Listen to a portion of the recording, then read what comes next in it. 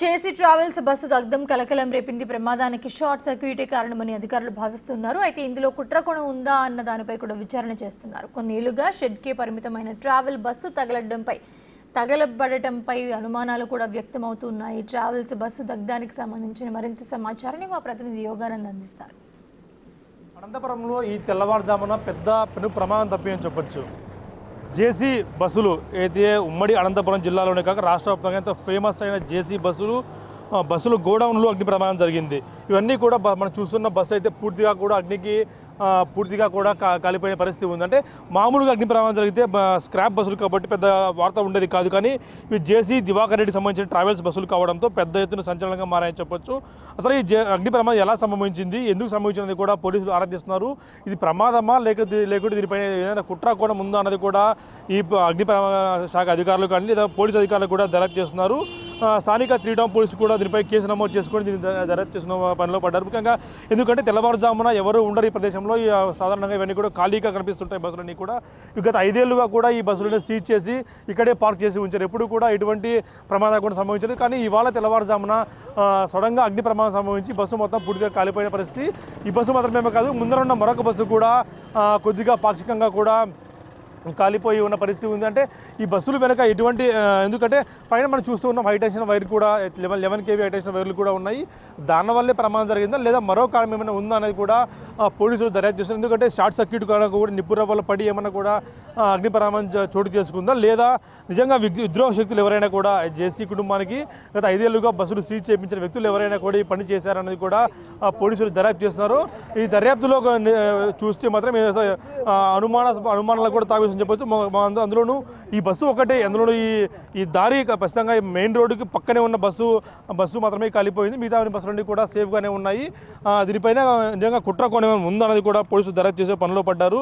ఎందుకంటే హైటెన్షన్ వైర్లు అక్కడన్నీ కూడా ఉన్నాయి. కేవలం అవన్నీ కాకుండా ఇక్కడున్న బస్సు మాత్రమే కాలిపోవడానికి కారణం ఏంటి? ఆగతాయిలు ఎవరైనా చేసిన పనా లేకుంటే నిజంగా ఎవరైనా విద్రోహ శక్తులు జేసీ బస్సులకి హాని తలపెట్టాలని ఉద్దేశ శక్తులు ఎవరైనా కూడా చేసి ఉన్నారా అనేది కూడా తెలియాల్సి ఉంది. గత రాత్రి సంభవించడంతో ఆ సమయంలో పెద్దగా చుట్టుపక్కల ఎవరు లేరు కాబట్టి బస్సు పూర్తిగా దగ్ధమైన పరిస్థితి మనం చూస్తూ ఉన్న విజువల్స్లో కూడా మన కెమెరా ప్రస్తుతం మనకు స్పష్టంగా చూపిస్తున్నాడు.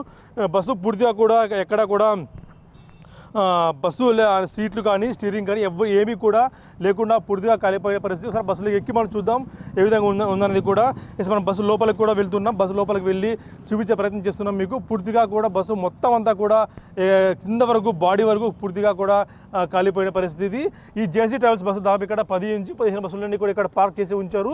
అంటే గత 5 ఏళ్లుగా ఇవన్నీ కూడా ఎందుకంటే సీజ్ చేసిన మెటీరియల్స్ అవన్నీ కూడా సీజ్ చేసిన బస్సు. ఎందుకంటే గత 5 ఏళ్లుగా కనీసం ఫస్ట్ ఎయిడ్ కిట్ లేదని కూడా బస్సు సీజ్ చేశారు మా వంటూ కూడా జేసీ అనేక సందర్భాలు వాపోయాడు. ఇటీవల ఆయన కొత్త బస్సులు తీసుకునే ప్రయత్నంలో కూడా జేసీ ఉందని తెలుస్తుంది. ఆ ప్రయత్నంలో భాగంగా కొత్త బస్సులు కూడా ఆయన రంగంలోకి దింపి వాటిని కూడా మరొకసారి ట్రావెల్స్ రంగంలోకి దిగాలని కూడా ఆలోచిస్తున్న సమాచారం అవుతుంది. అదేవిధంగా ఈ పాత బస్సులన్నీ కూడా స్క్రాప్ కింద ఉన్నాయి కాబట్టి వీటిని ఏమన్నా రీమోడలింగ్ చేయించేందుకు కూడా ఆయన కొన్నిసార్లు ప్రయత్నం చేస్తున్నట్టు తెలుస్తుంది మనకు. అయితే ఈ బస్సు ఇప్పుడు కాలిపోవడంతో ఈ బస్సుల సేఫ్టీపై కూడా పోలీసులు తగిన జాగ్రత్త తీసుకోలేదు అని కూడా చెప్తున్నారు. ఎందుకంటే ఈ ప్రాంతంలో అనేక సందర్భాల్లో జేసీ అనుచరులు కానీ జేసీ కూడా కంప్లైంట్ ఇచ్చినట్టు తెలుస్తుంది. ఎందుకంటే ఇక్కడ అసాంఘిక కార్యకలాపాలు జరుగుతూ ఉంటాయి కాబట్టి వీటిపై నిఘా ఉంచాలి అంటూ కూడా పోలీసులను జేసీ అనుచరులు కూడా కోరినట్టు తెలుస్తుంది. అదేవిధంగా చూస్తూనే ఇప్పటికీ ఇంకా నిప్పు వస్తూనే ఉంది. ఎక్కడైతే పొగ నిప్పు అన్నీ కూడా ఇప్పటికీ ఇంకా అక్కడ వస్తూనే ఉన్నాయి. అంటే అగ్ని ప్రమాదం సంబంధించి దాదాపు 6-7 గంటలకు వస్తున్నా కూడా ఇప్పటికీ కూడా నిప్పు రవ్వలు ఇంకా వస్తూనే ఉన్నాయంటే చూడొచ్చు మనం.